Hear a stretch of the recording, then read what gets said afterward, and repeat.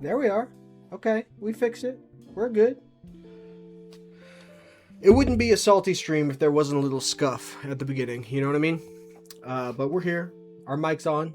We're live. How y'all doing tonight? My four viewers, as is the custom. I love you. Thank you for being here. You're the realist. Why are we here tonight? Well, I haven't streamed in a while, honestly. I've been changing jobs. I left the hospital I was working at and moved to a different hospital. Animal hospital. It's not that serious. Chill out. Animal hospital. I moved to a different animal hospital, so I've been navigating, changing jobs and shit. So haven't really had time for the stream. Also, bam! Now we're at the new showcase. Me and my wife are building a garden in the backyard, so I've been busy moving 70-pound fucking cinder block stones into the backyard because I love my wife and I would love for her to have the garden that she deserves.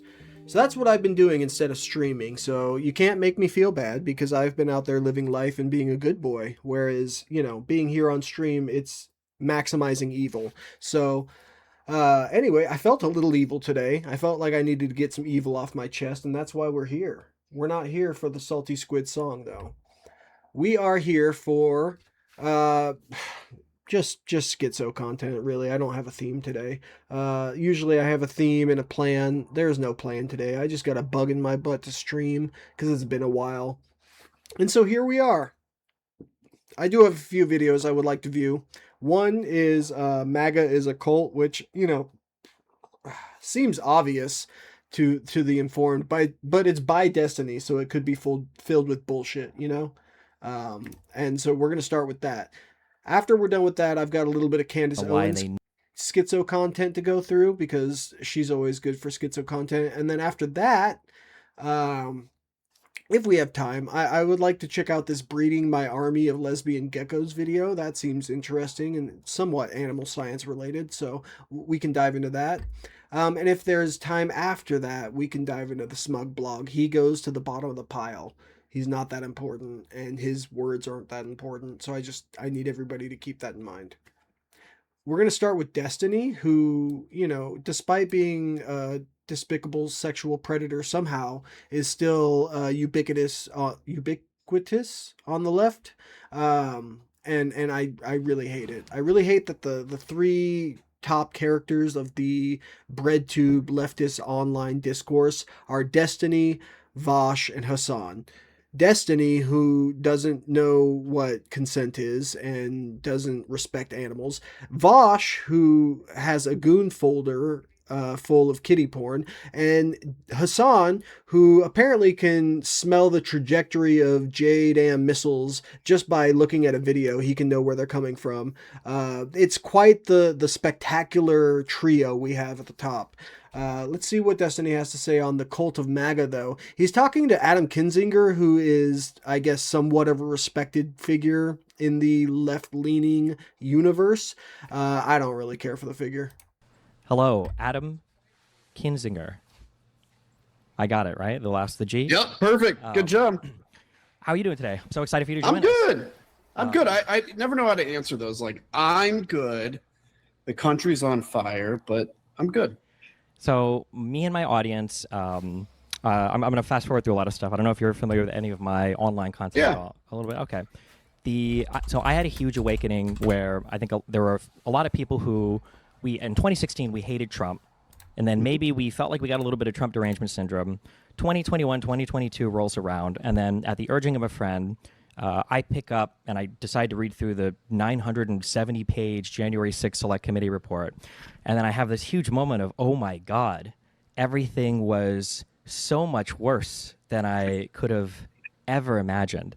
And then I'm sure you get a lot of people that do this. I don't do this kind of stuff often, but I really genuinely want to say I am so in awe that you and Liz against so much of the world, right? Your entire world, your entire political party.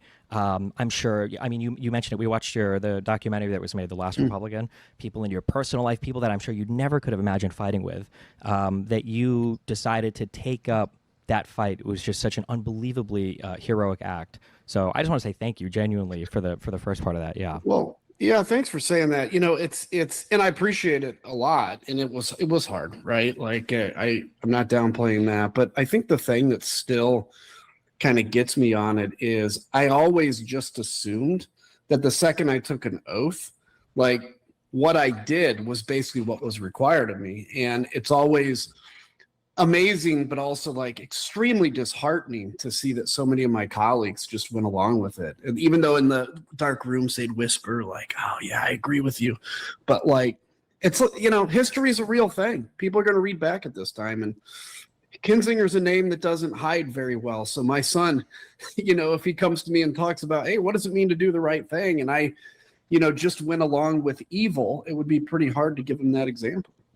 Yeah, I mean, I definitely intellectually understand what you're saying, but emotionally, I mean, obviously, we can look at the Congress today and see that it's a whole different ballgame in terms of what path do people actually take. So there's two big topics that I kind of want to hit on. The second one we'll get to later, but it's basically like, what do you think the country needs to do going forward to heal? Okay, so keep this in the back of your mind. And then for the first one, there's this like it's very hard to tell sometimes when I see people. There are people that I've got grouped off. I call these like the tier 1 kind of influencers and the tier 2 kind of influencers, where you have people that legitimately believe everything that's being said. I'm sorry, those are the tier 2. And then tier 1 people are the people that are kind of like selling a lie and they know that they're lying about things. Now, I'm not going to sit here and tell you to call names or anything, but when you're in Congress, when you see how a lot of this stuff is going down with, like, I would say that the current administration is engaged in just so many blatant lies. When it comes to like the congressmen, the staffers, and the people that are actually at the Capitol, like, do a lot of them, like, how do they sell this to themselves? Do they genuinely believe it? Do they think the other side lies just as much? Do they see it as like a necessary evil or as a temporary bargain with Satan? Like, what is the thought process there? I'm curious. Yeah, it's interesting because it's kind of all of it. So I think it started out, if you would have asked me after January 6th, like with that current Congress, what percent of the members of Congress on the Republican side actually believed the election was stolen? I would say 1% maybe. Nothing, right? But they were going along with it. And I'll get into how. Okay, but whether they actually believe if it was stolen or not doesn't really matter based on what they're saying in Congress. I mean, just a few days ago, we had people being grilled that are supposed to be elected as judges, saying that they would not on record say that Joe Biden won the election. They said he was certified as the winner of the election, but they would not go as far as to say Joe Biden won the election because they're playing a fucking power game. These people cannot have any power. I don't care if it's judicial at the very fucking bottom level. They can't have any power. They can do that. Now, though, I think, you look at Donald Trump's been in our life 10 years, which is insane. And he has completely remade the party. And so anybody that had the ability to resist, the desire to resist, the desire for even independence, they've been either defeated, decided not to run again, weeded out, timed out, whatever. And they're being replaced by true believers, the people that were there on January 6th, at least in spirit. And so how do people then that know better convince themselves? And it's like, look, and I'm not making the comparison to Nazi Germany, but I think Nazi Germany's it provides so many examples. Like, how does a guy in 1936 who works at a factory end up 7 years later guarding a tower in Auschwitz? Because the 1936 version of that guy never would. And it's just, you slowly convince yourself over time that what you're doing is for a greater good. You convince yourself that you're in a holy war, right? I mean, if all of a sudden you're fighting. The entire Republican Party, as far as they are forward facing to society, has revealed themselves to be nothing but a religious, right wing, evangelical, extremist portion of the nation that wants to bring about the end times. I mean, you've got Donald Trump advisors going over to Israel, slaughtering calves, trying to fulfill biblical prophecies. So yeah, I do think that that is a thing. Fighting on behalf of Jesus Christ, my goodness, then what do? Well, any white lie is okay. And then humans, as a way to cope with that inherent distraction or inherent conflict. You can convince yourself that what you're doing is right and what you're doing is okay. And look, the Democrats, they believe in these terrible things. And Donald Trump, yeah, he's an imperfect vessel, but he's who God sent now. And I think over 10 years of those tiny compromises, those tiny bargains, you get to a point where it's okay. And then eventually, once you accept January 6th, for God's sakes, then you can accept anything. And I think, we could do a 1-hour episode. I mean, as a veteran, any fucking person that served in the military that is okay with January 6th or participated in January 6th, you're a traitor to the fucking nation, you're a traitor to the Constitution, and you're a traitor to the people. I don't know what else to tell you.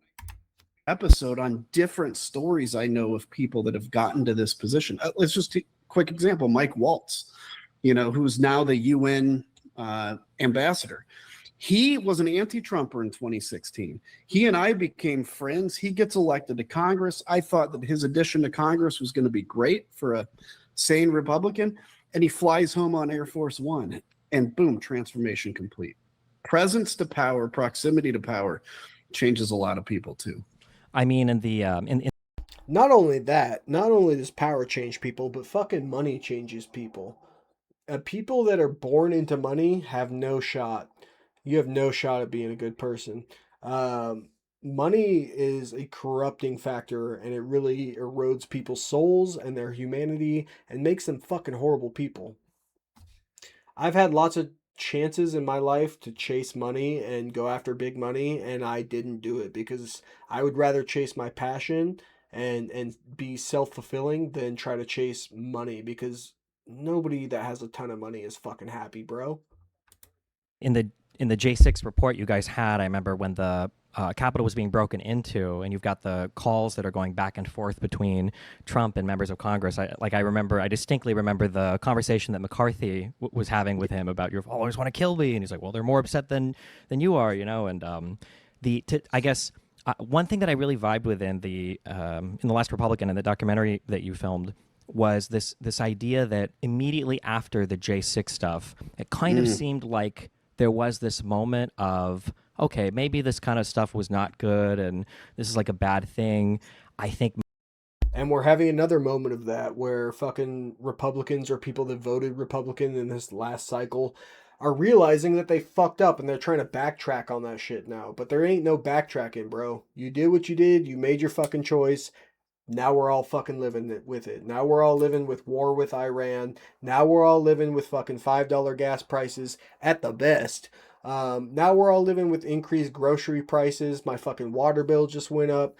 Life is more unaffordable now.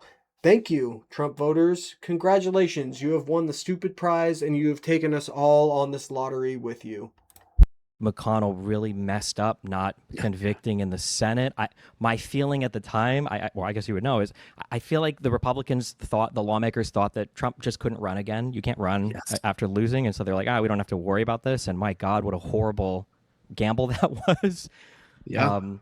But to see everybody slowly hop back on the train. And then, I mean, like I mentioned McCarthy, you bring up a story, like we've seen Lindsey Graham, make statements before. There's just so much hypocrisy. Go ahead. I'm sorry, please. No, your words are more important than mine. Go for it. I mean, the thing that always stands out to me about that, and I'm glad you saw that in the movie, because this is the thing that haunts me. Not that I didn't do everything I could. I feel like I did. Maybe I could do stuff differently. But after January 6th, I mean, so you go into what's called conference, and it's basically all the Republican members of Congress when we all meet up, right? Democrats have a conference too. And it's just like crickets in that room for 3 weeks when we go in. And people don't know what to say. They don't know how to act. I was one of the few that was like, guys, this is BS, man. We've got to break away from this. We have to apologize to the American people, say it got out of hand. And it's not like everybody in that room was booing me. They were kind of like, I actually made an attempt, and unfortunately it kind of fell flat, because the one criticism I'd give to the other people that voted to impeach with me is they were like, oh, it's over. It's time to heal the party. But I wanted to do a vote of no confidence on Kevin McCarthy and all that kind of stuff. But anyway, so that 3 weeks, it's crickets. I mean, keep in mind, nobody was at Andrews when Donald Trump left his last day of the presidency. He goes, gets on the plane, leaves during the inauguration. Nobody besides his family is even there to wish him off. And so that tells you where the headspace was. But 3 weeks later, without anybody taking leadership in that vacuum, and I tried, but I wasn't high enough rank, all of a sudden Kevin McCarthy goes to Mar-a-Lago. And the decision is made. We have to embrace the Trump people, because if we try to defeat them in this next year or so, I'm just going to summarize everything he's about to say. We're huge ass pussies and we're scared of Trump. Never become speaker. If I embrace him, it's harmless because Trump is certainly gone and never going to happen again in our life, and I don't create fissures. And though there are so many like points in this history that I can look back and say, if only, and that is clearly one of them. We were ready to crap Donald Trump, out of our butts into the public toilet of history, but just nobody had the courage to actually do it.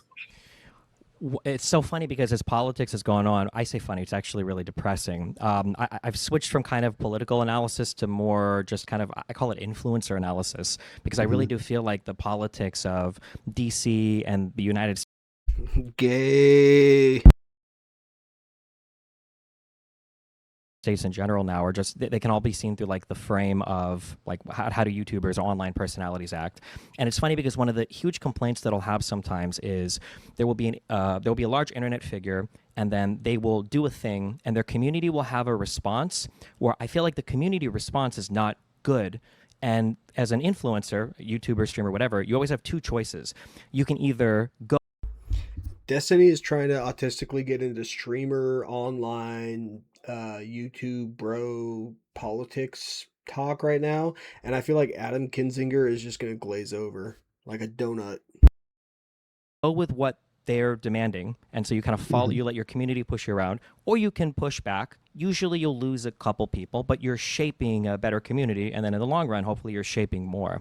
And one of the big frustrations I have with the Republican Party is kind of what you just said. There would be some friction to dump kind of the MAGA movement. Like, it would be a little painful for a little bit, but ideally in the long term it would be good. But if enough people are willing to say, let's just ride this out and kind of like follow the wave and see where everything goes, you just end up in this scenario where instead of being a leader, you're constantly just following the loudest person in the room, which if it's Donald Trump, I would say is a really bad idea.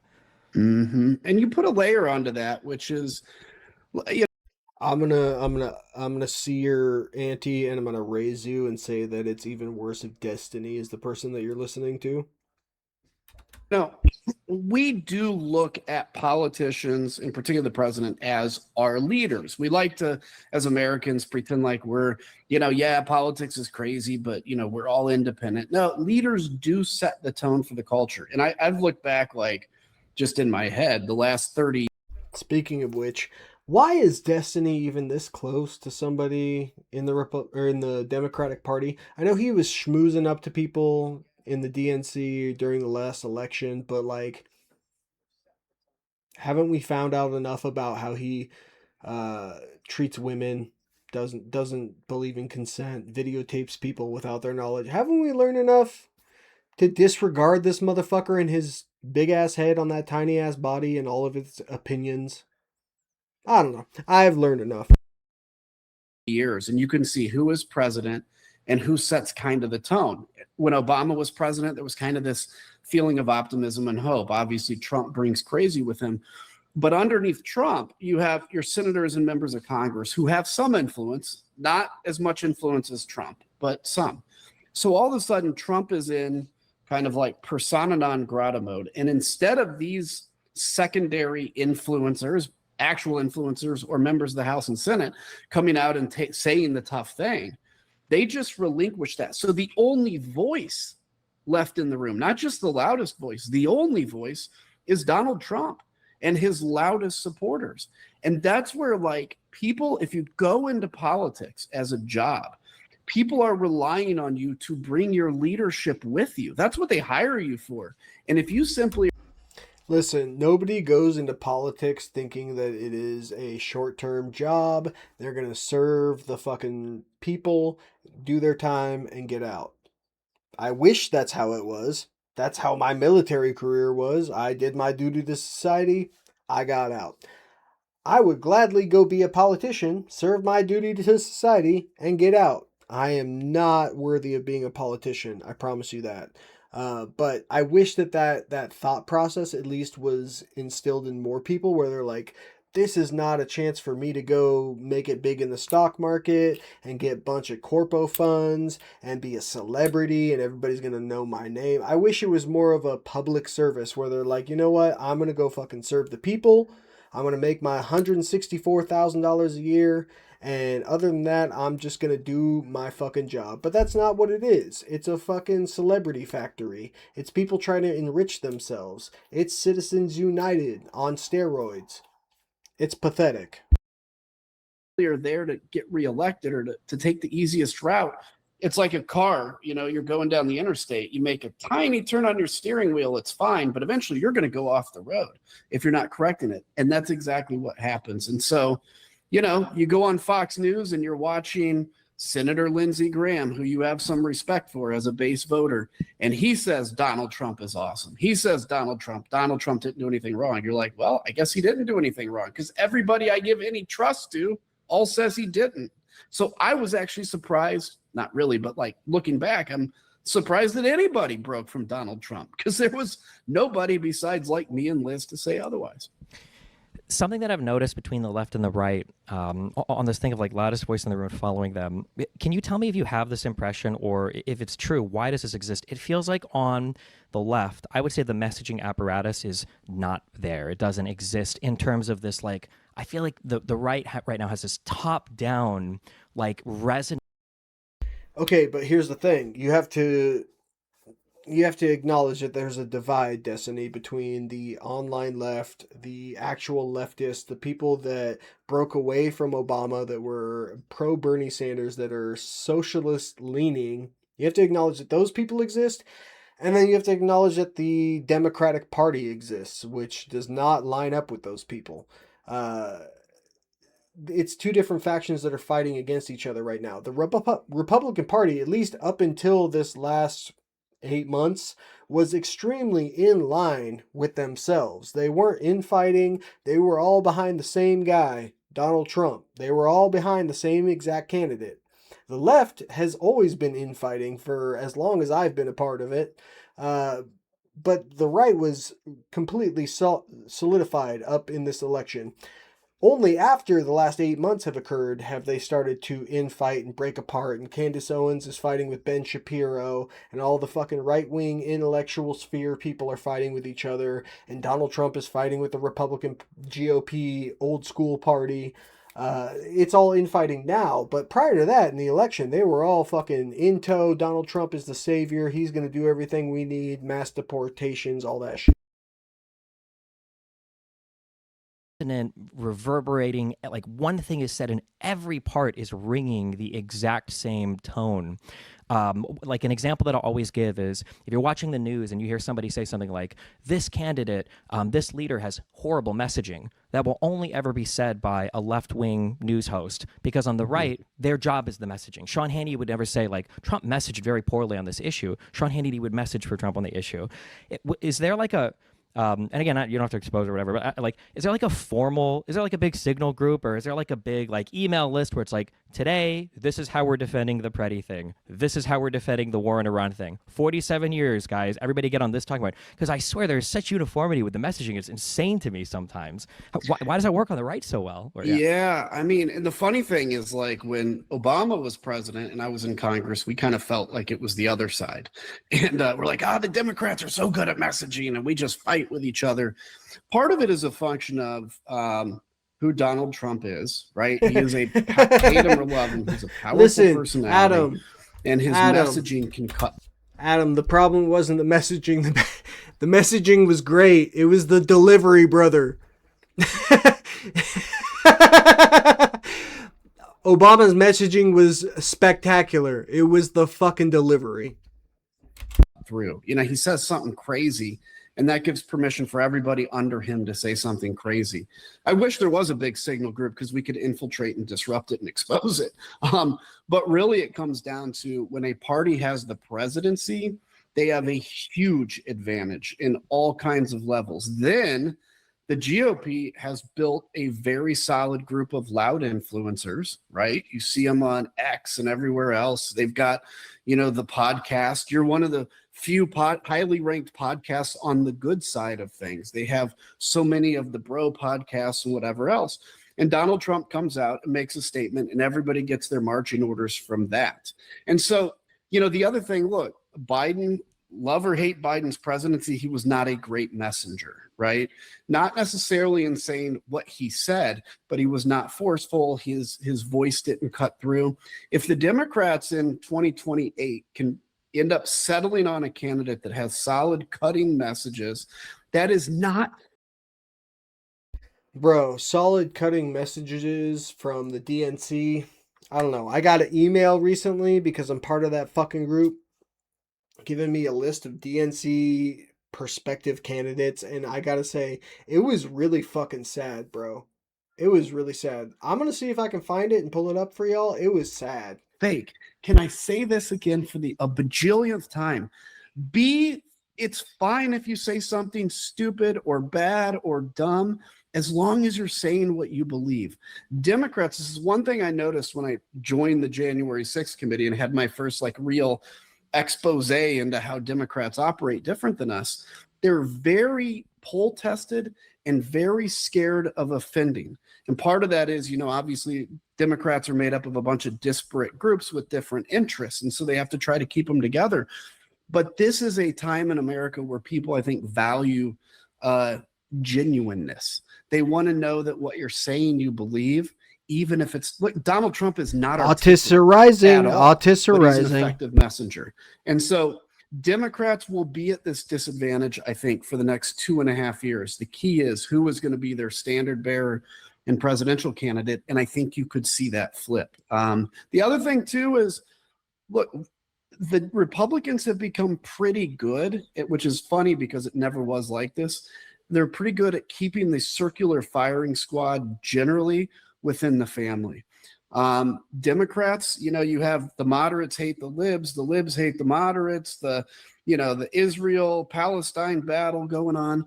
Try to keep that in-house, because otherwise you just, look, if you're going to fight with a team in a fist fight, you want everybody fighting the same people, Yeah, I agree with that. The story I use for that is it always feels like a Republican will walk into a room with 10 different people and try to find one reason for each person to support their candidate. But sometimes it feels like a left person will walk into a room with 10 people and find one reason why everybody shouldn't vote for the left-wing candidate because they're in the right position on something. It's very infuriating sometimes.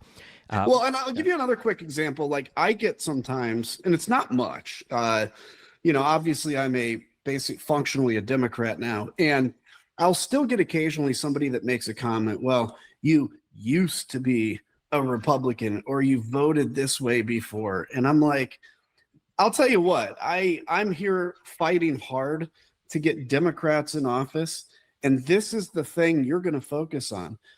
If you really believe democracy is at stake, if you really do, we're going to take any ally we can get right now, as long as they're within a moral, right, whatever. If you don't believe democracy is at stake, yeah, then you have the luxury to have differences on every little opinion. But I really think democracy is at stake. I feel, do you know have you ever heard of Brad Palumbo? I've heard the name. I don't know him. He does YouTube content there. I have 2 or 3 friends who are Republicans who are legitimately solidly conservative, but they are not they're not Trump supporters, and it sucks because in their life, they are pro-life. They they do have strong conservative beliefs, which is not good for a group of liberal friends, but you can't be friends with a MAGA person if you're just a solid, Republican, whatever. So these people are always in the weirdest area of life where all their liberal friends are kind of hoping they'll just join their side, but they're not quite, but then they don't have any other conservative friends. So it's a very awkward position to be in. It is. So there's a huge fight right now, kind of in my circles on the internet.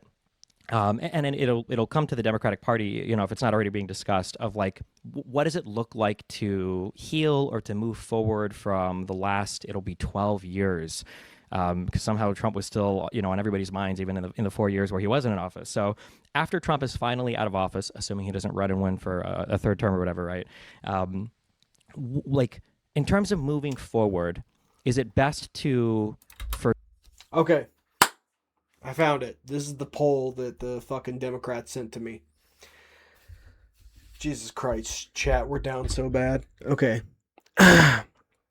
Thank you for answering this poll. Please respond to a few more questions to help the Democratic strategist take back the Senate. Who do you want to be the Democratic nominee in 2028? Everybody is ass cheeks. Pete Buttigieg, Kamala Harris, Mark Kelly, Gavin Newsom, AOC, Gretchen Whitmer, Cory Booker, Andy Bashir, or J.B. Pritzker. I said someone else, please. I said Jon Stewart because, you know what, why not? If they're going to have a celebrity, we might as well have a celebrity. And at least this one gives a shit about veterans. I was mostly memeing chat, but there it is. Forgive and forget and pretend things never happened? Or do there need to be, like large committees? Do we need to bring back the charges for Trump and, go back to the trial stage to actually get to the trial stage for like the January 6th case, the Mar-a-Lago case? In your mind, I guess. Brother, let me tell you something. Those cases are dead. Okay, we fucked up. We did not prosecute when we needed to prosecute. We did not move fast enough, and Donald Trump became president again somehow. And those cases are dead. So stop it, you silly little boy. Where are you, or where would you be on that? Like, what do you think is a good, like, should it be retrospective? The Democrats come in and they're like, okay, we got to do something to hold these people accountable, or should it just be, we just have to build and move forward and not focus on the past? What do you think? Well, let me tell you what I would do if I was president on day one. The first thing is my first executive order would strip the name Trump from anything, right? Trump Kennedy Center, gone. If Trump built something, gone, unless it's finished, whatever, but then we just rename it. Everything. I would even, and I'm not even joking at this, I would have like, you can send in, because now Trump is signing all the money.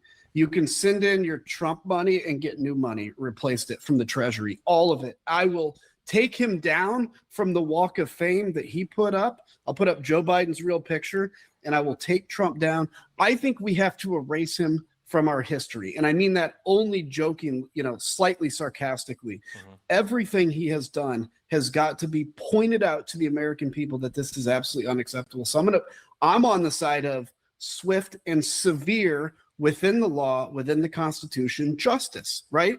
If something has passed the point of, where you can charge somebody with it, we don't want to make up charges. We don't want to fine charges for somebody just because we don't like them. But if somebody violated the Constitution, they absolutely should be held accountable to it. If somebody, violated the civil rights of Americans, they absolutely should be held accountable to it.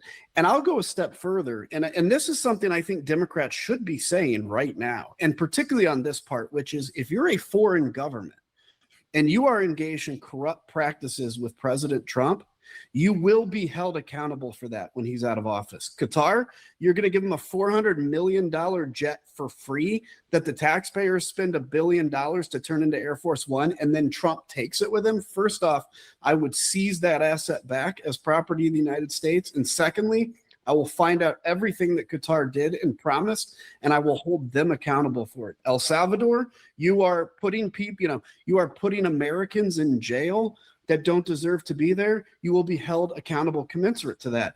I think that is essential. We will investigate what were the ties between Russia and Trump. I get it. People hate talking about Trump and Russia, but this dude has never once said anything bad about Vladimir Putin. So the point is, I want to heal the country, and I think we need to heal. But the first step to healing and preventing this from happening again is swift justice. Because if one... You're joking, brother. You're joking.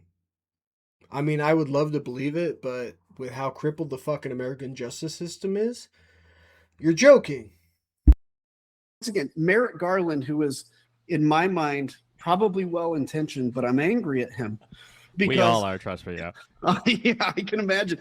If he would have started his investigation of Trump when our committee did, and he had far more tools, Trump would be in an orange jumpsuit right now. but he waited. It was literally our first day of hearings when they go, oh shit, we should probably look into this. And then they started their investigation. It's not like, I love the quote about Abraham Lincoln, malice to none, but that's not this case. And probably looking back at Abraham Lincoln, we probably should have been a little more severe to the Confederacy because it appears they never truly died. Do you Yeehaw, brother.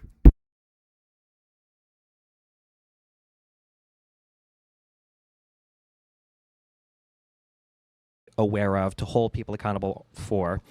So not voting for people that are, promising to destroy the Constitution or whatever else, exaggerating a bit. But sometimes I feel like there are issues that, unfortunately, the civics knowledge in this country is just not that great. It really wasn't even that great, for me. Oh fuck! Am I gonna have to agree with Destiny? That's what's happening right now? Okay. Yeah. Okay. All right. I'm agreeing with the fucking big-headed wizard that doesn't know consent. Um, this country has horrible civics knowledge. I mean, if you ask the average American, just what are the three branches of government? Just a very fucking basic question. I guarantee you those motherfuckers won't know it. Like they just don't know how the government works, and therefore when they're voting, they're not making an informed vote. It's sad, and the only thing I can say is that our education system has been neglected for the past 20 years. And if you're really not trying to search out for the knowledge yourself, it's not going to find you. Not in this country, at least. Like, I didn't really truly learn how presidential elections worked until doing the Jan 6 stuff, right? And like, but man, sometimes, I'm sorry, I don't want to fixate too much on this, but I have doctor friends who are, they're doctors, and their families no longer believe in vaccines. And they're like, you're not going to trust anything I say. I can't imagine you, when I talk to people about anything related to the J6 stuff, and it's like electoral certificates, fake slates, what does that mean? And no one has any idea. It's just insane. And the craziest thing too is, like, people believe all these I don't know why Destiny thinks that's insane. Can you really expect the general population to know about the fake elector slate scheme? Really? Like, Destiny's somewhat of a smart guy. You can't really think that the general population is going to be that in tune with politics and the minutia. Come on, brother. insane conspiracies and everything. But for the J6 stuff, it's all out there, right? And there are so many every deposition with Hirschman, I think, was hilarious. That I want there to be a movie made of that January 3rd meeting in the I think it was in the Oval with where they were trying to get Clark to replace as the attorney. There's just so much crazy stuff in there. If you're wondering, hey, am I smoking on stream? Yeah, I am. I'm a disabled veteran. Leave me alone. I'm sorry, but kind of on that, for the civics part, there are some things that I feel like congressmen just have to defend because the public just won't ever really understand it that much. Like, probably nobody, unless you're a nerd who watches C-SPAN, what is the blue slip rule? Like, nobody knows this. So you kind of need the congressman to be in on defending things. I used to have this feeling that politics was, you guys would go out and you kind of say things, and they're like a little wacky and it's a little bit performative, but then when the cameras are off, you go behind closed doors and you actually like hammer out legislation. You guys know that you're kind of like performing a bit, but like you have to do the work at the end of the day. And a friend used this term, the mask has melted onto the face now, where I'm not sure if it's any different now. Like, I look at the ineffectualness of Congress. Why is the Republican Congress right now so impotent? They have so much leverage. Citizens United, brother. Which apparently is about to be fucking stricken from the Constitution. I'm super excited about that. If you haven't heard about that, apparently they're about to get rid of Citizens United, which is a huge step. It's not the only step, but it's a huge step to taking back democracy. Because as long as we're going to let corporations decide our fate, we're fucked. Because corporations don't give a shit about your life or humanity. All they give a shit about is making more profits. If quarter number 4 is higher than quarter number 3, that's all they give a shit about. Your life does not matter. So as long as we're letting them control politics and how our society coagulates, they're going to coagulate it towards we make money and you fucking die because I don't give a shit. in terms of how they could regulate Trump or what they could do to end the IPA tariffs or anything else. Why do you think they were so eager to just totally give all of that up? Yeah, it's amazing because, I try to remind people because, yeah, is Trump authoritarian? Yes. But he's the real fault lies in Congress because Congress could take their power back. Congress could stop the war in Iran if they wanted to. Congress could stop ICE if they wanted to. Why are they so impotent? Because we have replaced, first off, over that 10-year Trump time period. I used to get why they were so impotent because Trump had so much fucking sway and they were afraid that if they went against Trump, they would lose their power. But now he ain't got no fucking power. Nobody fucking likes him. You can see the polls for yourself. Even the fucking Republicans hate him because everything he's doing is fucking god awful and horrific. Which we knew it was going to be. It's not like we didn't tell you this was going to be the case. But now at least the Republicans and independents are waking up to the fact that this is a fucking nightmare. Um, it's not a secret. So I could take that in the past that like, oh, these people in Senate and in Congress are afraid that Trump's going to go against them and they're not going to win their next election. But I don't buy it anymore because he doesn't have any fucking power. And also, none of the fucking Republicans are trying to get re-election. They're all just fucking retiring. And it's going to be a huge blue wave. Not that I'm like a Democrat woo-woo kind of guy, but like it's obvious. That's what's going to happen.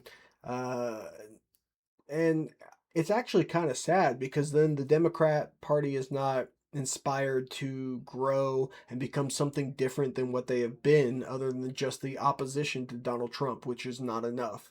They're going to learn the bad lesson from this next campaign, which is that we can just do the bare minimum and still win because at least we're not fucking that guy. Period. We just generally have created this environment of fear that exists, right? That fear of being primaried. And let me tell you, if you get as a Republican congressman, if you get on the wrong side of Donald Trump, the literal death threats you get, the anger, the hostility, the friends you lose, because this is a religion now. So this is literally like if you said that Jesus was wrong in Matthew when he said, boom, the Christians wouldn't be too happy with you. This is. And that's another thing. The other day, Donald Trump built a fucking golden statue of himself at one of his golf courses. Christians, what's up, bros? I used to be one of y'all. Got any issues with that? Golden statue? No? All right, cool. Is their religion. And so what does that create? It creates either I'm here to be famous, in which case you can if you want, right? Or it creates hey, I really care about, I'll just make some air traffic control reform. That's my thing. So I'll go along with all this other stuff. I'll be honest, I don't really give a fuck about air traffic control reform, but what I really do care about is that air traffic control operators are paid well and that my planes get to where they're supposed to get without crashing into other planes. That's what I care about. Can you make that happen for me? As long as I can make my difference in air traffic control reform. And all of those different reasons exist. And then again, what do you do in a cult? How do you create a cult? Well, one of the best things to do is to make an example of people that leave the boundaries. Liz Cheney, me, whoever else, right? We leave, you proverbially execute us in front of everybody, and you say, that will happen to you if you do the same thing. That creates immediately putting them in line. And then Trump is really good at welcoming people back into the fold.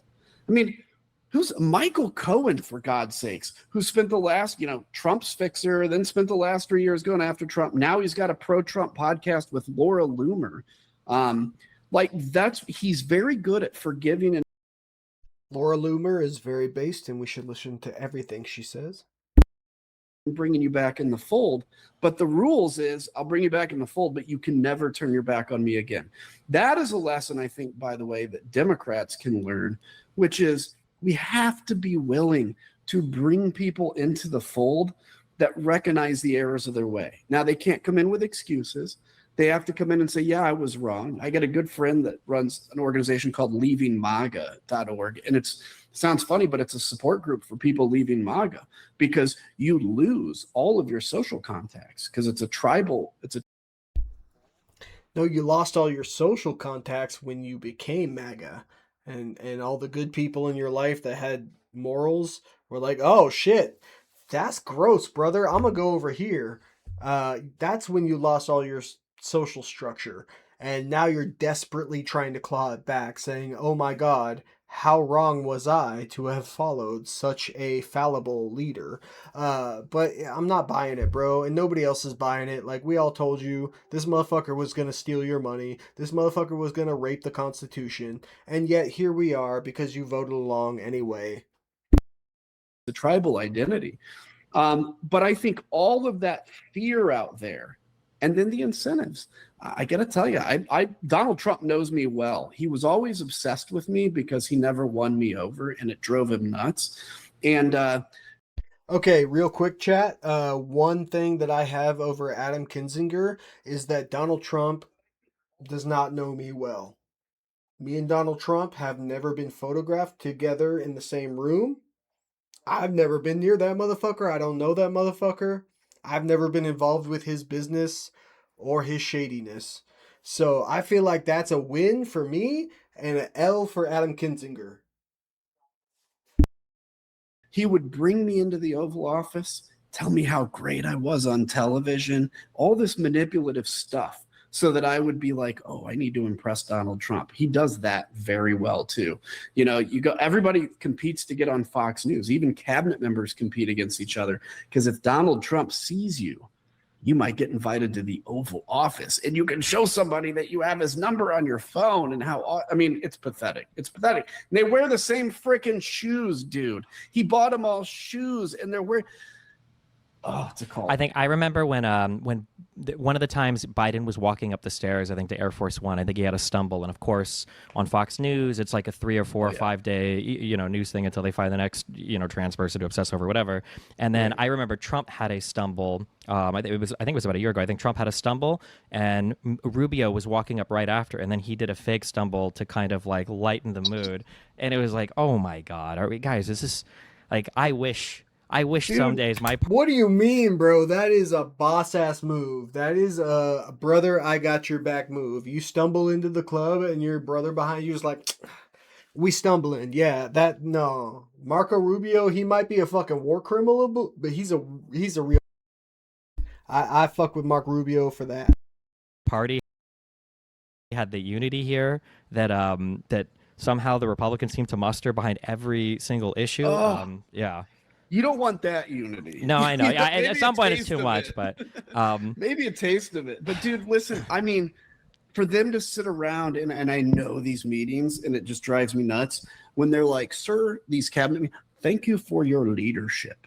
Thank you for your leadership. We are so fortunate that you're here. I mean, and he just sits there. If I was president and they were doing that to me, I'd be like, guys, knock it off. I mean, be nice to me and all that, great, but knock it off. It's so and it's so transparent too. I think that's the thing that bothers me the most. Like, some people are very manipulative in a very sneaky way, but I mean, you see Trump with the way that he conducts himself with the media, right? Somebody asks him a difficult question. Who are you with? You're a nasty person. Somebody asks a nice question, like, oh, you're so nice. When you put somebody in the room with him who's intelligent, I say intelligent, but just like baseline, like your 6-year-old will look at you with puppy dog eyes to manipulate you for a candy bar. I looked at Mamdani speaking to Trump, and I guarantee you Mamdani probably walked in there with one similar New York experience, and it seemed like Trump was just enamored with him immediately and came out, and he was like, oh, you can call me a fascist. It's okay. And I'm like, what? You were just calling this guy a communist like 2 days ago, saying this guy was evil. What happened?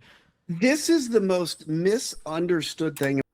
Bro, the way that Mamdani treats Donald Trump is how we should all be treating Donald Trump. It's how every Democrat should be treating Donald Trump. You should be taking lessons from this man, but instead the DNC wants to ostracize him and treat him like he's not a powerful motherfucker with the aura of the goddamn sun. About Donald Trump, and I'm glad you brought it up. He is the easiest person to manipulate out there.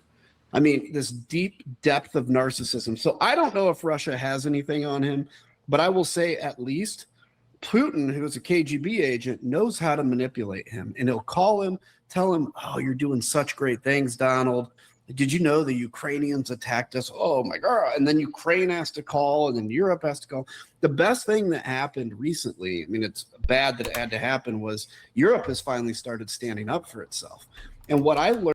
Dispel, unironically, I wish I was a fucking New Yorker with the way things are going. Okay? But my wife won't let me move to New York because she can't handle the big cityness. It's my dream, but she crushed it into the dust immediately. So, but it's my wife, so I gotta respect that, you know?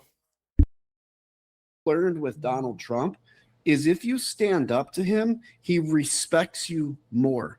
The second you start dropping to your knees in front of him, he may think he likes it, but he loses all respect for you. I use it as like, you know, when you're a high school kid and you're like a shallow guy when it comes to dating girls, and you like ask a girl to the prom and she says yes, you're like, oh. Ugh.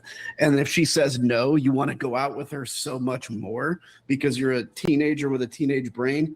That's who Donald Trump is. So easy to manipulate. I always think it's funny too that like after Trump has a conversation with somebody, it's very obvious like who he's been speaking with. I remember when he was in the U.S. and he started talking about how the border between the United States and Canada is like very straight and it seems kind of arbitrary. And I'm like, this is like such a Putin-esque like talking point about arbitrary border. Like when have I ever heard somebody speak to the arbitrariness of the border between Canada and the United States? Like it's like you just got off the call with them and are sharing the ideas with the nation. Yeah.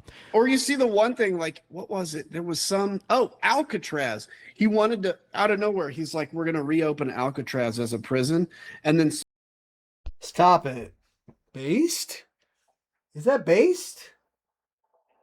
I don't know, man. Right now, the Supermax prison is in Colorado in the fucking Rocky Mountains. Bring back Alcatraz, okay? I don't know. Maybe it's because I'm a Californian. You know. Yeah, right there. Somewhere. There it is. California.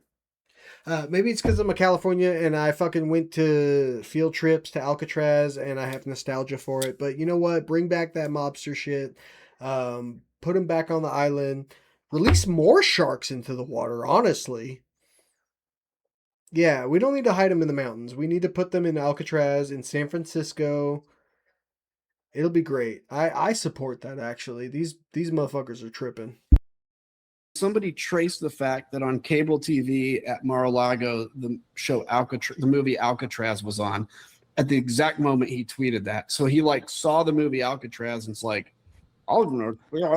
like, dude, oh my God. And he's the president of the most powerful country in the world. That's the frightening thing. That's one of the things that drives me so insane is when he's doing reports on things, or the White House will publish things, about illegal immigration or whatever else. In the sources, they'll have like Fox News.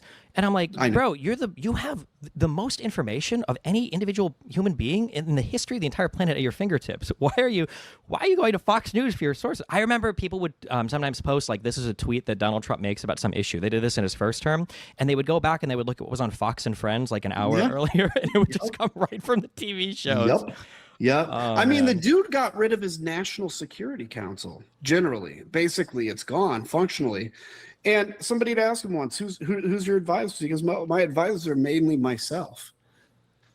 Okay, dude, I got it. What you're yourself. In terms of I mean, not to lie, that's pretty based. If I was the president and somebody was trying to tell me some shit that I didn't believe in, I'd be like, bro, I'm going to go with what I think is the correct decision. And you can take all that strategic shit and that what about the civilian stuff and just put it in the book and I will figure it out. Don't worry. I'm the commander in chief. I got this. That's how I'd run shit. So I can't really be mad, you know?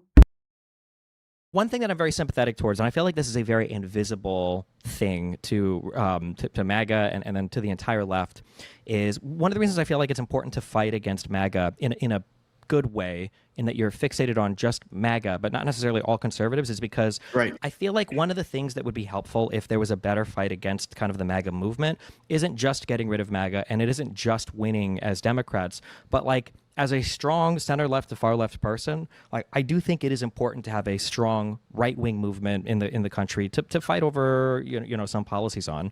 And what do you think? Like, are there any Democrats that you feel are like, what do you think is the strategy for fighting against MAGA in a way that also kind of like carves out space for conservatives, or can that space even be made for conservatives to kind of fight against MAGA kind of with the left, but also still separating themselves from the left because you don't want to be a rhino or anything else? It just seems like such an impossible needle to thread right now. It is. Look, I would love to have a third party. I would love it. It's not going to happen, but I would love it because it gives flexibility to work together to create alliances. One of the things I think, as I advise Democrats, that I think Democrats can do to be the party that's never defeated again is to make space for conservative Democrats again. And you're not going is to become the party of FDR again. You know, the guy that won 4 terms and couldn't lose for a whole generation. Is to be the party of Social Security, is to be the party of giving back to the working class of this fucking nation. That's the key, is to giving us universal health care, is to giving us UBI, is to giving us fucking livable wage. That's the key to being a proper Democrat that's going to win for a generation, for the next 10 to 15 years. You have to offer the people something. You can't just offer the corpos and the billionaires and the Mark Zuckerbergs of the world something, because those people only go so far. to agree with them on stuff. But listen, I live in Texas now. A conservative Democrat has a better shot at winning in Texas than your typical kind of cookie cutter left-wing Democrat, because it's a Republican state. Now, that doesn't mean I think they should run conservative Democrats in New York City. It's like, it is much better to fight in the tent your policy differences and actually be able to have policy differences. Whereas with what the right wing is taking us down, you're not going to be able to have a difference with the president eventually. You're not going to be able to rightfully have your own opinions. And so I think it's, and even if it's not like, I'm not talking hardcore conservative Democrats, because it's just different than who Democrats are, but like center right, there's got to be space, even if they don't run, just to like join the team, right, and help vote and see what the bigger picture is. I don't think there's much more. Like, I think MAGA is just going to have to be crushed for the GOP to have like kind of a come to Jesus moment, to realize that this isn't going to work, because there's nothing like losing that wakes people up. But the other thing is this, and this is just a piece of advice, is as Democrats, and I'm separating MAGA here. So MAGA to me is not part of this. I don't even consider them small L liberal at all. They're illiberal. But among conservative thinkers, thoughtful conservative thinkers, you actually want conservatives to have a role in government, because what I've learned, and this is the benefit of having been in politics a while, the benefit of leaving my party and being able to see things kind of anew, is like, it's important to have forces that hold stuff back, and it's important to have forces that push forward when you're uncomfortable. And that dance between progressiveness pushing forward and conservative kind of like, whoa, let's think this through, actually leads to the proper, I think, advancement of society. Not always, we don't always get it right, but I think generally that works. And so respecting conservative thinkers and Oh no, chat, he's an enlightened centrist. taking them into account, not necessarily having to believe them, but recognizing they're part of the process is brilliant. Because trust me, if you start getting rid of anything on the right, you've just made basically Donald Trump. It's just a left-wing version of it, and it's not as fun as you might think it would be. Yeah, I definitely agree. Well, hey, thanks so much for chatting. Yeah, dude, this was great. One more random personal question. I just think it's so funny how much crossover. All right, chat, we're going to skip the personal shit and get to the next video, because it's Candace Owens, and I love her. She is my right-wing schizo queen. Okay, I have a lot of left-wing schizo queens, but I don't have a lot of right-wing schizo queens, and she is a special part of my life. And I want to hear what the Oracle has to say. So you're going to join me. All right, you guys, happy Monday. Happy Monday indeed. I do not know how we didn't guess it. We should have guessed it. The attacks against me last week, personal attacks on my family. People were doxing our home address. Thank you to those of you who reached out to us and allowed us to respond to that. All across social media, accusing me of hiding money from the Macrons, accusing me of fleeing the country, accusing my husband of hiding a hit and run, having hit a man named Tracy Robinson. We all thought, what the heck is going on? Like, literally, what is going on? The president posts a photo of me sick. I wasn't even speaking about him. I was over in Italy. All of this meant to humiliate me. And then a lawsuit arrives from Brian Harpole. But then we learn it's been sent from the same lawyer who had already been suing me nonstop in arbitration on Ben Shapiro's behalf for 2 years for every minor infraction. And what do you know? Thank you, Internet, for putting this piece together. Because I always thought there was something wrong with this lawyer. He seemed too emotionally invested. Usually lawyers are just kind of like, it's our job. And they're friendly to one another. That guy, Matt Sarlson, was something else. And thank you to the Internet, like I said, for noting at the bottom of that lawsuit from Brian Harpole, it lists a Jacob William Roth, a partner of the firm, who also happens to be Ben Shapiro's brother-in-law. It's all starting to make sense. We should have known, ladies and gentlemen, that the Daily Wire was on the brink of collapse and that Benny Boy wants an all-out assault on my life over it because he blames me. Welcome back to Candace.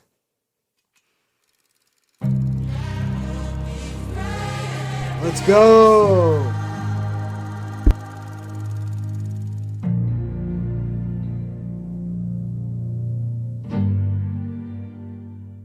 It was oddly demonic, unlike anything we've ever seen. The president of the United States posting photos of my ugly mug. Why? Why? I think I look kind of... Stop, Queen. Stop. You're not ugly. Don't ever say that, okay? You're doing your best out here. We support you here on the Salty Squid stream. And cute, actually, in that photo. Thank you very much, Mr. President. I would have smiled, ladies and gentlemen, if I had known that one day the Prezi was going to post it. I would have smiled a little bit, so maybe smirched in the photo like this under that bandana.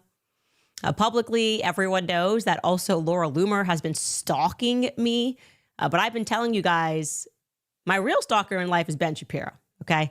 Since the day that I was fired from the Daily Wire, he has not stopped trying to bankrupt my family. It is almost comical at this point. We've learned to just laugh at it. It never goes away. We were laughing at the fact that he's just kind of allowed to pretend to be this normal public figure, but he's low-key a deranged stalker. And like he just sort of hides behind it, tries to dignify the stalking through legal filings. It's like, oh no, it's fine that we sent an intern to follow her at her event after we followed her. That was after we fired her. That was our right. It's fine if we keep just using legal abuse as a strategy. And I mean, for every little infraction, like they were monitoring my likes. Back when you could see likes on X, I was facing serious lawsuits over, you liked this tweet and it was a bit disparaging to us. Stalker, just full-blown stalker vibes. It all made sense, though. It all made sense when phone calls started coming in, emails started coming in regarding the Daily Wire layoffs, which began, I am told, on Thursday, actually, continued through Friday. There's some indication they may actually be continuing through today. And it was an absolute bloodbath. Do not allow them to spin it. Okay, I'm talking entire departments, big people at the firm, lawyers at the firm, the chief operating officer, the executive vice president, virtually the entire marketing department, the production team has now been reduced to a mere skeleton crew. No one was safe. Not even Ben's team was safe, marked safe from it. Even a director on his team was fired. It was brutal. I have counted approximately 54 people who lost their jobs from top to bottom. And that's just in this wave, because this has been going on, as we all know, for a while. The writing has been on the wall for a while. It has been very strange, the worst kept secret in media. As they keep writing, having people publish these articles that just defy reality. We were having private conversations like, how long can they keep up this charade and keep pretending that this is not happening when everyone can see the numbers? We can see how the public is responding. It's very strange to just sort of live in a delusion. We knew that they had brought in private equity sometime ago in the last 2 years. I used to work in private equity in these particular types of situations, so I knew what the implications were of bringing in private equity, especially if it's a distressed debt situation. The usual term, as it was at the company that I worked at many moons ago, is 2 years. They'll inject cash into your company. They'll float you for about 2 years. as you attempt to turn things around. You fire some people, you restructure a little bit, but you're kind of walking the plank, right? Maybe you fix it, but if you don't. Walking the plank, I get it. Because Ben Shapiro went to Home Depot famously and bought a plank of wood to do nothing with. They're gonna sell that company, and they're gonna own a huge chunk of that company that they sell. Now, I can't assert that that is definitively what the deal terms were for the Daily Wire, but I can say that we're just about now over 2 years, just over 2 years removed from my firing, and the Daily Wire has obviously not turned the company around. In fact, I would say they've just kind of cranked up the crazy, almost like they were trying to catalyze their own demise. And so, yes, it was announced on Friday that the mass layoffs took place, for which they offered this excuse to Barrett Media. I think Barrett Media was among the first to report the story. It reads, quote, "Today, the Daily Wire made a difficult decision to restructure the organization, which included layoffs to a number of teams. We are deeply grateful to those impacted. Their contributions were instrumental in building the Daily Wire into what it is today. The cuts were largely concentrated at our Nashville production office as the company has invested in new formats, locations, and production models. Our footprint there has evolved.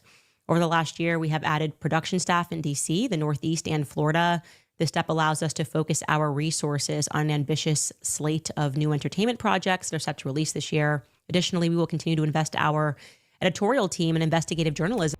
Yeah, fuck Nashville, I agree. Where we have already added numerous new reporters across the country and established a DC bureau with a seat in the White House briefing room." That's a lot of words to really say nothing, okay? It's not good what's happening there. Everyone feels it. The people that are left certainly feel it, okay? First, they shuttered Bent Key Kids, which was obviously massive layoffs that were done. Then they quietly got rid of their sports department. That was the Crane and Company show that they were running. Now they're firing over 50 people in a span of 24 hours, and they're claiming it's just restructuring. People in DC also got fired, so it's not because they're suddenly pivoting and building in DC. So as they attempt to spin this into something else, the broader question is what actually happened to the company? How could it happen so quickly, more importantly?